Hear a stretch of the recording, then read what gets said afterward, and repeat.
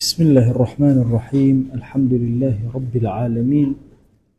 والصلاة والسلام على خير خلق الله محمد وعلى آله وأصحابه الكرام وتابعيهم بإحسان إلى يوم الدين. وصاني برز خدمات جيان بيع كتاب بيعة قيشنا أو ديري ويصح بيع الصبرة المجهولة الصيعان كل صاع بدرهم. ئەگەر کۆمەڵی خواردنی زۆر دانرابوو هەر شتێ بوو گەم بوو، بەڵام المەجهولة الصیعانی نەئەزانرا چەند ساعە چەند دانەیە، بەڵام ئەزانی كل صاع بدرهم، هەموو ساعێ بە درهمێ، هیچ ئیشکالێکی نییە. مەسەڵەن گەنمێک لێرە دانراوە، مەسەڵەن ئەڵێ کیلۆی بە هەزار ساعی بەوەنە، زۆرتر لە گەنم و ئەوانە لە قەدیمیە کیلۆ بەکار نهاتوو، مووی ئەو وەختی خۆش لای خۆشمان تەنەکە بوو، ئەوانە بوو بە کەوز بوو ئەشۆی نەکرا. حتا ئەوەی یوسف عەلەیه السەلام ساعی مەلیک بە پێوانە بووە نەک بە کێشانە. مهم وتراوە مەسەڵەن بۆ نمونە ساعێک بە درەمێک تەواو، کێشەی نییە، با نەشزانم چەندێکە مشکلەی ئیشکالێکی نییە. ئەگەر کەسێک هات فرۆشتی وتی کاکە 100 ساعت لەمە پێ ئەفرۆشم، ئەم گەنمە 100 ساعت پێ ئەفرۆشم بە 100 درەم، دروستە بە مەرجە 100 ساعت دەرچێت. خۆی مەسەلەی ئەم کەومە ئەم سەبورە چییە، سێڕەکە لە چێت و هەمووی نابینی، هەموو خواردنەکە نابینی، بەشی سەرەوە ئەبینی، تێویتر نابین لە ژێرە چی هەیە. ئەم سەرە دەڵال لە ژێرەوە ئەکا، چکەمە وتوانە بە علمە پێ هەیە، بەس علمەکە چۆنە من تۆزێکیم بینیوە تێویترم نەبینیوە، بەڵام وردە وردە وردە وردەکە دەست پێ ئەەکەم ئەگەر ژماردم 100 ساعة بوو دروستە. ئەڵێ ئەفەرمێ ولو باعها ب100 درهم كل صاع بدرهم، جەهالەتی تیانە وتێتی کاکە بە 100 درهم هەر ساعێ بە درەبێ، نەک هەمووی پێکەوە بە 100 درهم، ئەوە نا بۆترە، نە ئەمەت ئەدەمێ بە 100 درهم هەموو ساعێ بە درهمێ. كاتي دروس الصحة إن خرجت 100 أجر صدر شوت، وإلا أجر وصدر نشو فلا على الصحيح. أو دروسين شو كاتي قلت ركاي ديار أسقسك سونا الله أم كوم خرماية أم كوم جنمت بأفروشن بصدرم هر ساعة بدرمه. كاتي دروس كمن بيوانم كر صدرم درسو 100 ساعة درسو بيت، أجر كم تدرسو كابو قلت ركاي كرا دروزني.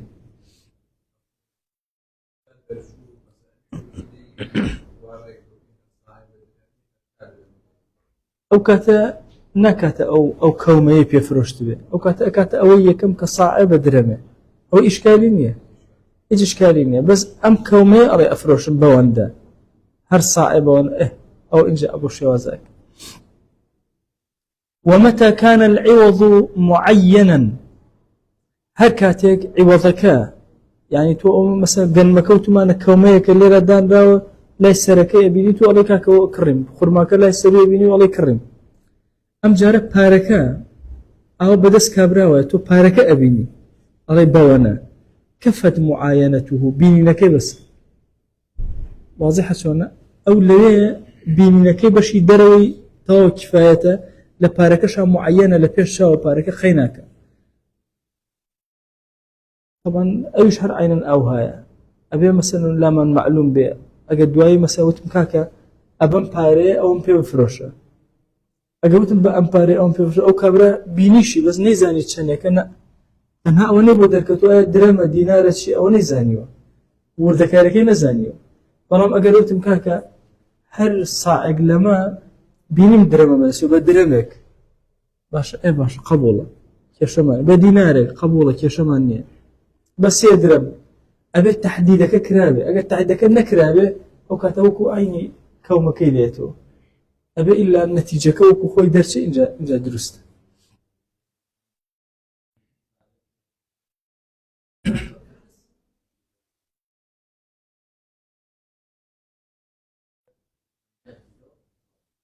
فلم لما كان جالده طبعا من قوت لك ولا يشتا حد لقيشت أنا حد للشر لك أفرمي والأظهر تعهد بس من معلوم إنها معلومة كن سهل لوين خاڵی پێنجەم زۆر لەسەری وەساوین ئایا علممان پێێتی یا علممان پێ نییە هەموو لەسەر ئەمە جەنگەکەین باشە ئەفەرمێ والأظهر أنه لا يصح بيع الغائب ئەزهر ئاوایە کە دروست نییە شتێک کە غائبە لێرە نییە ئێمە کڕن و فرۆشتنی پێوە بکەین لە ئەوروپایە لەکوێ دروست نییە والثاني يصح قول دوم لما زبا فرمش درسته با غائبش به ويثبت الخيار عند الرؤية أو قصة زور مهم نابي كابراب لكاك بوتوم هناوا نا لكات الرؤية اختياري به قلم كاك قلمها هي للصين واش الرسمي قلمك بشان أدم يا بو وصفك بآواي آواي آواي بلام خوخ لبردسانية غائبة هاتك هات كابرا سيري كت أو كاتب الريال أدا بلا والله هر بيكري تازه نابت واضح ولا أنا ما دو قولي هلا الري والله هر دروزني قولي دين كالله يصحه لقال يصحه كاختياري أداة أبي أمكس كشتكها تبردسي أو كاتب زاني أي قبلت يا سياريك غائبة أي كريو غائبة ولم كاتك هات السريع بحق اختياريه باش حقي أيه هلا بجرب أمي يا نامي هو كحقي مية مجالي وناكلته أو حالته زور إلا السيارات هي أنواع عطورة كلا إستايات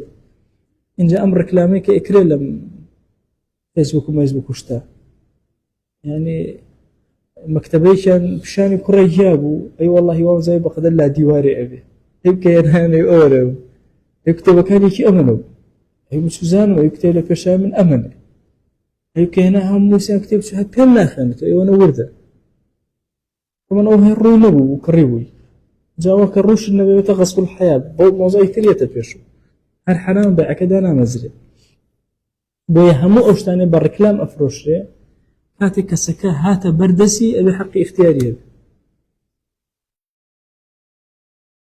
همو يعني آخر معاملة شرعية فسخيتي أنا معاملة شرعية بفسخيتي أبي ميلي خويتي كابرا كهاتا بردسي سيري أكا أو كاتا إنجاد بس بيئك تقريبا أقول حتى بيعك من هي البيع الموصوف في الذمة أي شهر أوها كهاتا بردسي وتوتا آواي وصل داري كلوه كهاتا بردسي لك أو وصانا مطابق النية نا مطابق بو هيش كشيكي نبو أو قينا أو واجب الاستطابع كدا أمزري بلام أجر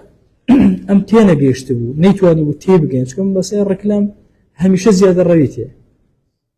الركلام لأمر يا بداخة والله ركلام إسلامي نية زيادة الريئة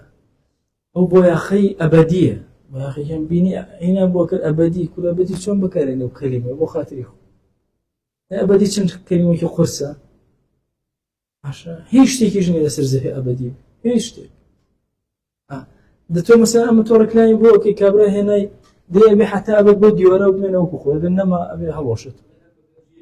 باش نا يعني نكري لبر أوشتاني كبر كلام أفرش همي أم بابته لسر أم قوله والثاني يصح ويثبت الخيار عند الرؤية فسيك بيني اختياري به أي أنا موبايل لك حد شيء هي هالشيء أعطونا تصور كان أعطون هاتوا أفرتك التصوري كله زور جوري لمليا يوان خصوصا تملي بوكالايكي بشوفو بوكالاكيان جورا كردوا مش وزن بملي أو بقدر بوكالا جوري وبين هنا زين تلكي باري مش حجني هذا باريجناك إذا وهكذا هم مشتكين يتراوا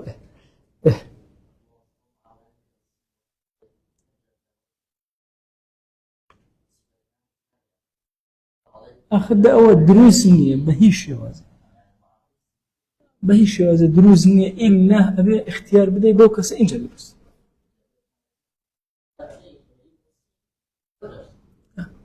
وي أول تقريبا أكاتبوكو سياركان اللي دسي سهمتي أكل أبي الزور بهو شاري ما مالك لي يعني أبي الزور بهو شاري ما مالك لي أم دسي سهمت شيء أكلام بينه چی بۆ تۆ ئەکا پارەکەی تۆ ئەوە بۆ ئەو ئەهێنێتەوە بۆ تۆ خۆی چی پێ ئەکا بە چەند کڕی چۆن بوو بە چەند بە تۆی فرۆش ئەبێ هەموو لای مشتری معلومێ تۆزێ ئەوە گرفتی زۆر وأبيك هات بردسي أجر أمك سخوي بالشخصي وتكاكا من بوت أكرم قينا باركشن بدري بس كهنا قبول النو بارك ددم إن جا درست وتكفي الرؤية قبل العقد فيما لا يتغير غالبا في وقت العقد أجر شتيك بيشتر بينيبوي لو كانت عقد شان نبينا قيناك مثلا بعادتي زيك خوزي تشيلي هذا كاك فلانة زي براهم هي لفلانة شنا دودون هي مجازانة بينيتي افروشن بوني قيشي لي اكره ايش كاين شكون ناقور بعادتي بس والله قلكم هو بها ورجهاتي بيني وهذا كتفرش قال خواز انا قوري بسوق بيته هاني نادي انا ما قلب سوق نادي غير قوري وتكفي الرؤية قبل العقد فيما لا يتغير غالبا أغلبنا أقول إلى وقت العقد دون ما يتغير غالبا أو يبزورين وهاي تقوران كاري بسرايا كفايدناك أو الرؤية بالرؤية دومك لكاتي عقدك سيديك واضح أوش لا آية أبي هرشي مبيعة هر همو يسير كي لبنا وتاسر وهمو يتوع إبرا علم بيه هر همو يسير كي لا أفرمي وتكفي رؤية بعض المبيع إن دل على باقيه أجد دلاتي لسر شيك لسر باقي كيكر هيش كشي نية لسري هندي جنمة سيري جنمة كم كظاهر الصورة كبيشتر باسماك سيري درو سروي كم هيج إشكالي كينية والنموذج المتماثل عينا اشتيك من هي بارشة جزء باشا يم هندي لجزء كاني باشا سير أكم نموذجك إلى سير كفاية تطاو بس عينا هل وكو صاير وكو دروسته أو كان صوانا للباقي مناتوان خودي اشتكى بينهم لبرو اشتيا ترقرتويتي أو اشتأوي تر أبارزة طبعا أما هاتشي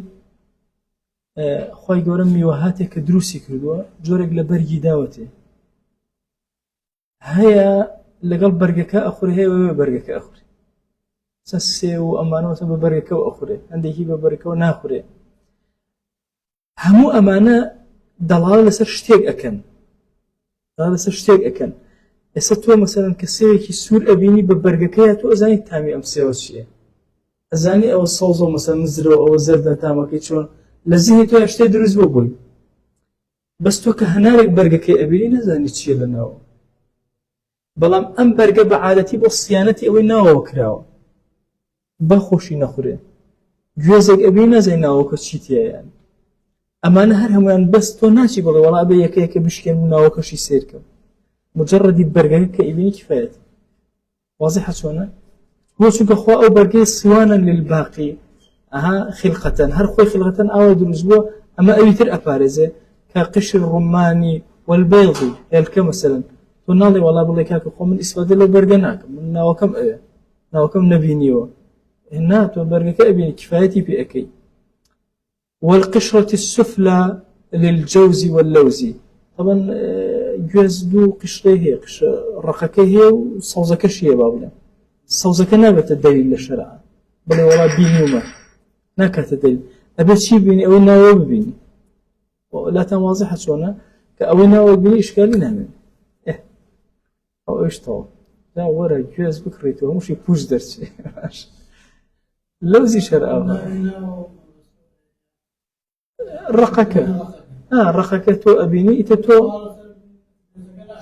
دراسي جوزك هناك بس شرعا تو أو أبيني خو ناسي شو أو هي حفظيتي كلو هات دروا حفظك نامنه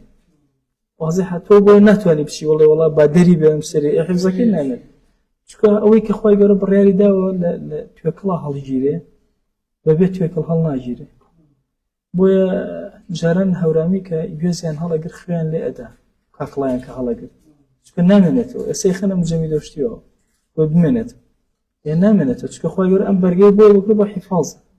إن هات درو أو هنا نامنه أو رغبتنا حتى أو بعدام وأنا لطيب يكون باسكا بعدام كان إسا بعدام هي ببيت يوكل أفروش وأنا أو نفعي نامنه أو كخوائي بارزة لتوكلا أبي خود بكري بتوكلا اللي كيتو إن جاء نفعك يطاع ورقرتو ده نفعك ورنقرت يسكر الناوكي كولا كهاتو ناوكي كولا برو حتشيش تامو ديان هنا روحا كان در هنا وبو نافرد له زور هم زو خسارة به هم أو نفعيك إخواتي أدانا وتينا هم ين فائدين هي ويتوب باقي كي هر أول دسير أكي كفاية أكا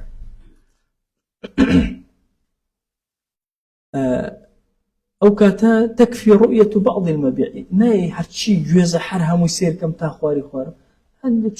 شون كوم خوارنا كبريكي سيرك طوب هنارك بريكي سيرك دانيك يا مشكلة قينا سينا وكيك دوانيا مشكلة طوب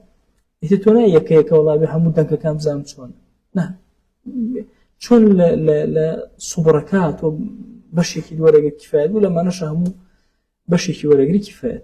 وتعتبر رؤية كل شيء على ما يليق به هرشتك بأندازي خوي مثلا بينيشتك ببي خوي خانويك مثلا درجة كان كاتو سي درجة كان كاسينا مالو كاشكا كاسبزان هالتكي والنتكي وديوار درزي بردويان سقفك سيريكا بنجرة كان سيريكا مثلا هرشتك بأوي خوي زاوية مثلا سيريكا دراوسي كم كي كوتو تبر خور كوتو تبر السيبر مثلا اینجا بابلن ديما يعني براوة يعني هاد اشتيا وظاهر سيرها تو هرشت بأندازي خوي سيارة مثلا سيارة هندي فحص فحوصاتي أكا مثلا يعني هرشت بأندازي خوي سير كرنك يترخو مثلا والله دارة والله بي همو أم دارة بزا عمريان شن توقع شو سر عمره والتأثير للسائل توناك سير أكم دارة كل جوان ودان تو باخا إكرم بينج داريتي ديتي يتو أي بيني إكرم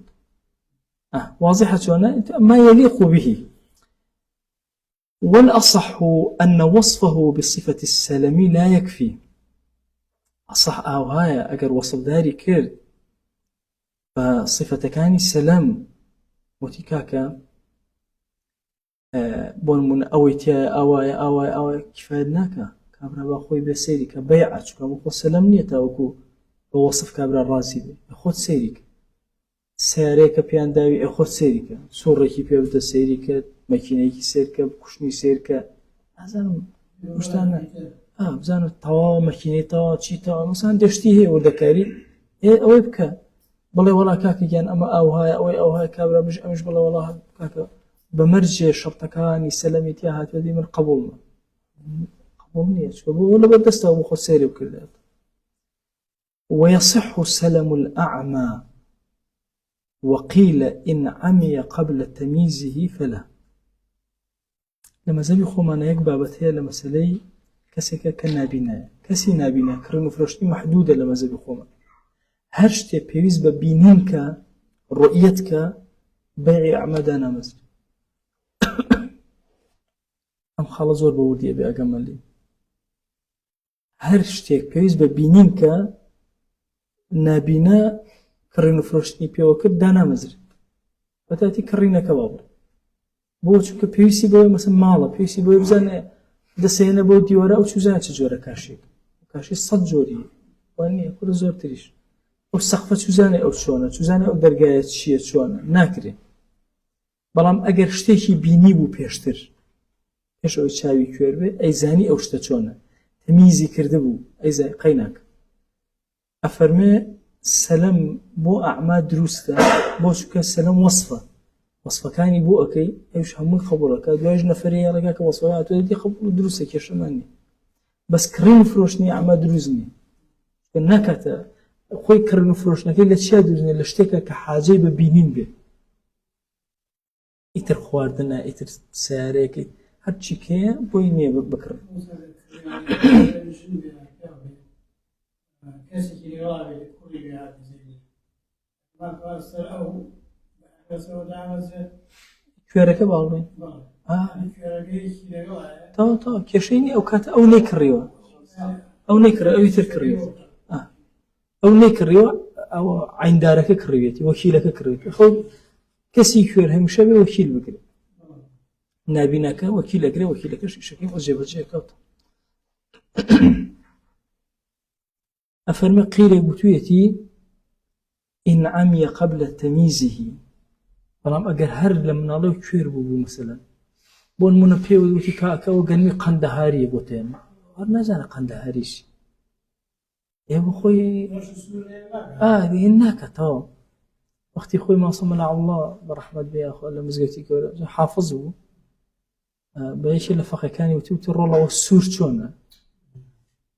فەقێکەش وتبووی قوربان وەکو شوتی وایە چی بکە یانی چۆن تێگەێ وتبی یانی شیرینە نەوەڵڵا وتی ئەی چۆنە ڕۆڵە وتی وەڵڵا قوربان وەکو خوێن وایە یەکسەر وتبی گەرمە شل لە سوێرە بە سەریعی وتبی دە وەڵڵا واژ ئەیوە هەرچی شتی سووری ئەو سەرزەوی وتە دەتوێ بەڵاوە لە سوور تێگەێنێ تێناوێ خۆ چی بکە قەبلە تەمیزی یانی دەرەکت بە من ناکە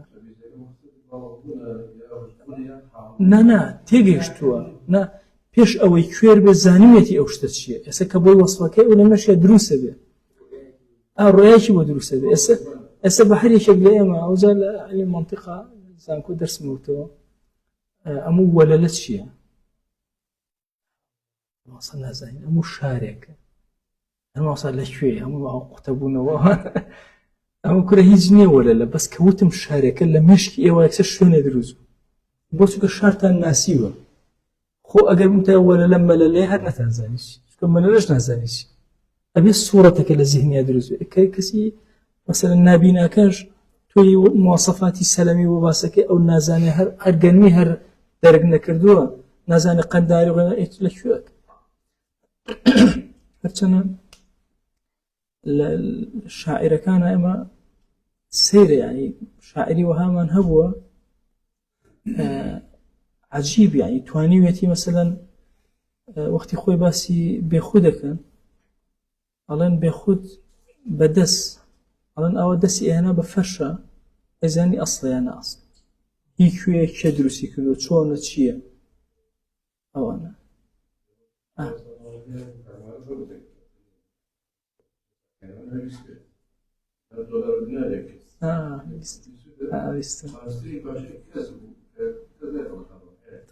ئەسڵ نا ئەسڵ لێ کردەوە نایمە هەمان بوو وازم سەعاچی بووە نەبوو هەر ئەو بوو سەعاچی ویایکێت مەلا سلێمان هەبوو ڕاستە مەلا سلێمان مکاوەشتی چە مثلا ئەکرێ مثلا تەمیزکە بەڵام بە عمومی باسەکەین ئەگەر قەبی تەمیز بێ مثلا تۆ من وەسڵداری بۆ بکەم بەڵام گەنمەکە ئاوهایە و ئاوهایە و ئاوە چوسان لە چییە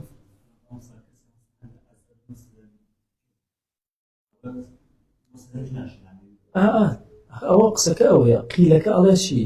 ئەڵێ طبعاً ئەسڵەکە ئەوهایە لە مەذهەبە سەلەمی ئەوانەش دروستە چونکە ممکنە زیرەکن دەرکی پێەکەن ئەوان بەس قیلەکە ئەڵێ چی ئەڵێ قەبلە تەمیزیهی ئەگەر هاتبێ هێشتا ئەو شتانە بۆ لێک نەبوو بێتەوە ئەوانە نا شێوازێک سەلەمی دروست نییە یعنی بەیعی ئەو بە سەلەم دروست نییە بە بەیعیش دروست نییە ئەی خەڵەتێن بە کورتێک ئاینەکە ئەمەیە جەهالەت هەیە بە نیسبەت ئەم کەسە یان باسی ئەم شەرتە باسی علمە جەهالەت هەیە بە نیسبەت ئەم کەسە واضحە ئەمە چۆنە کەوا بۆ ئێمە مەبیع ئەبێ ئەم پێنج شەرتەی تیا بێ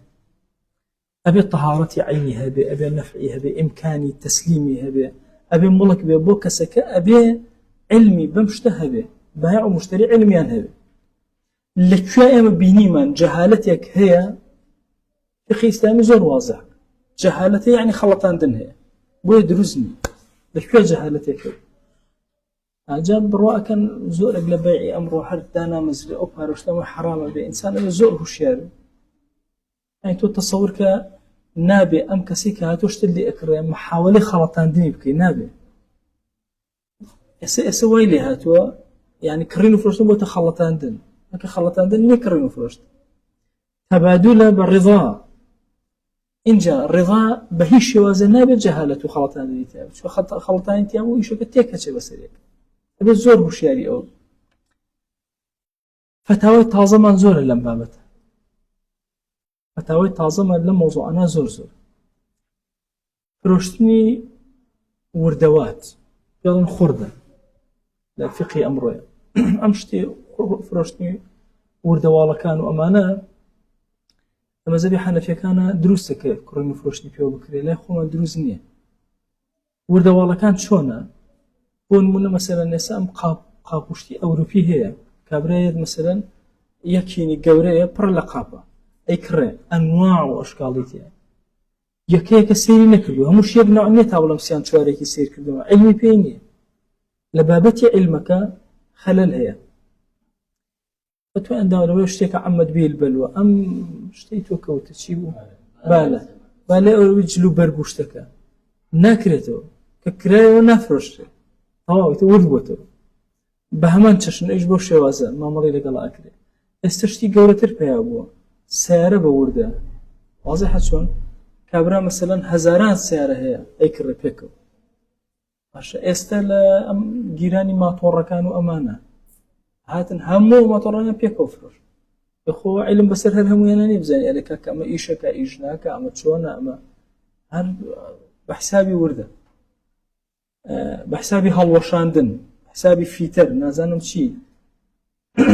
هەموو ئەمانەی کە جەهالەتیان تیا لە مەزەبی خۆمانە دروست نییە مامەڵەکردن پێیانەوە لە مەزەبی حەنەفیەکانە مەجالێک کراوەتەوە بۆ مامەڵەکردن بەوانەوە جا عەرزەکەم ئەمە تەوان ئەگەر خۆی گەورە مۆڵەتی داین حەزەکەم لە دوای ئەم فقهە کە تەواومان کرد فقهێکی معاصر یعنی ئەو بابەتانی کە هاتوونەتە نەو ئارەوە پێیان بە عیلاجە ئەیخەین لە خزمەتە چکە زۆر شتەکە یعنی یەکشت یعنی ئەوەندە زۆرە بێ حەد و حساب تەسەور کە هاتنە خەڵکێتە سەر جادە کێتە سەر جادە شوێنێکی گەورە مەسەڵەن مزاهرە ئەکرێت لە هەڵەبجە بۆ نمونە مەسیرەیەک ئەکرێ ئەلەو کاتە کە تۆ مەسیرەکەی کۆمەڵی دوکاندار زەرەرەکە کۆمەڵی جادە ئەگیرە سیارە ئەوێ لە شوێنە ترە بڕۆ بەنزینە زیاتر سەرفەکە ێ باشەمە حکومی شەرعی بۆی چییە مەسەلەن خۆگرتنەوە لە خواردن و خواردنەوە مەسەلەن و ئەن بابەتی بەیع نییە هەموو بابەتەکان لەسەر شتی نوێ هاتووەتە پێشەوە ئەش فقی معاصرمان هەیە انشاءالله ئەگەر خوا لطفی لەگەڵا کردین فقێکی معاصر ئەگەر بە سەریعیش بێ هەندێک سەر مەوزوعەکان بەس بۆی چامان بکرێت کە چاوت کراوە بە ئاسانی ئێستا ئەنواع جۆری فرۆشتنی تر هاتووە ئێمە مەسەلەن پێشتر قەت نەبوو شتێک تۆ بەرنامەیەکی ئەلکترۆنی بفرۆشی مثلا بەرنامە ئەلکترۆنی ئەفرۆشت ئەنواع داتابیس و ئەوشتانە یەک لەوانەش منهیە سیر ئەکەی مەسەلەن هیچ مەجالاتی احتیاجی ئەڵێ منهیە و تەواو حرامە ئەوانەی کە لە ئوسوولەکان ئاینین بەڵام لە هەندێک بابەتە سیرەکەی عامی شتەکە نەفعی هەیە مەسەلەن چی بەڵام لە خاڵێکە سیرەکەی تۆزێک نادیاری هەیە لە سوچێکەوە نەک لە کولی چەند مەجالێک ئەکرێتەوە ئەوە اینجا مەسەلەی قەبض و تەسلیم و ئەمانە هەندێک جار قەبض و تەسلیم لەسەر بەو شێوازە ناکرێ وەکو جاران کەسێکە بتوانێت هەموو شتێک قەبض بکە ئایا فتوای مەزەبی خۆمان چییە بووی مەسەلەن هەموو ئەمانە کامی ئەچێتە ناو ڕیباوە کامی ناچێتە ناو هەمووی دراساتیە باش با بەس بێ ئەوەندە داوامان لە زاتی پاشی پەروەردگار خۆیان بۆ خاتری گەورەی خۆت ڕەحمەتی خۆت بەسەرمانە ببارن یا ڕەبی خۆیە هەرچی گوناهێک کردومان لێمان ببوورن یا ڕەبی خۆیە گوناهێ بە ئاشکرا کردومانە عەفومان کە گوناهێ بە پەنهان کردومانە عەفومان کە گوناهێ نەمانزانی کردمان عەفومان کە گوناهێ زانیمان و زیادە ڕێویمان کرد خۆیە لێمان خۆش بە یا ڕەب العالەمین یا ڕەبی خۆیە ئیمانمان سەلامەت کە یا ڕەبی خۆیە دەرگاکانی خێر بەسەرمانە بکەرەوە إلهي داوات لأكين بكرمي خوت زماني أمتي في غمر صلى الله عليه وسلم وأهل السنة ونصرتها بين البيش ويا رب العالمين خويا لم فتنة قوري كرويك وتأملات أنا مخويا بمان بارز يا ربي خويا داوات لأكين أم قران كلانك لجهانا دوسة بهم ويبكر الصالحين مسلمانان يا رب العالمين يا ربي خويا داوات لأكين هيش كاتك زليل من مكل سرجين خويا عاقبة من مكر الشهيدية يا رب العالمين يا ربي خويا داوات لأكين بناوي جوان بصفتي برز باسم عظمة الصلاوي أما السيئة بقينا في غمر صلى الله عليه وسلم يك نوما لخزمتي بين يا رب العالمين اشتياقي ضلي أما بقينا يا أكرم الأكرمين خويا داوات لأكين بناوي جوان بصفتي برز باسم عظمة لو عبدانا من بجيرك لجيانا بدلي آرام وجيانك خويا مالكان من آرامك خويا جيان من آرامك يا ربي خويا داوات لأكين بكرمي خوت وبرحمتي خوت آرامي بسر قورمانا ببارنا بآرامي حشرمان كبآرامي زندومان كرو يا إلهي لجرسي بري الله في غمرة صلى الله عليه وسلم كومان كرو بالشفاعتي أومان خيا رب العالمين لبهشتا بخزمتي أومان بكين يا أكرم الأكرم لو مقام ما زيادك يا رب العالمين، علم ما زيادك يا أكرم الأكرمين، عمل ما زيادك يا رب العالمين، إخلاص ما فيه بخش يا رب العالمين. خويا بنا أقرم بتول الرياء للتكبر لترسنوكي لبخيلي يا إلهي، بنا أقرم بتول يا أكرم الأكرمين. لهر گناهێک کردومانە بە ئاشکرا کردومانە و زانیمانە چاوی تۆمان لەسەر و خوایە شەرممان لێ نەکردو یا رب العالمین، داوای عەفوت لێ بکەین. خوایە بەزەیی بەسەرمانە ببارێنە، لێمان خۆش بە، لە عەبدانی قبوڵمان کە تۆ لێیان ڕازی، خوایە لێمان ڕازی بە، خوایە لێمان ڕازی بە، خوایە لێمان ڕازی بە. آمين آمين والحمد لله رب العالمين،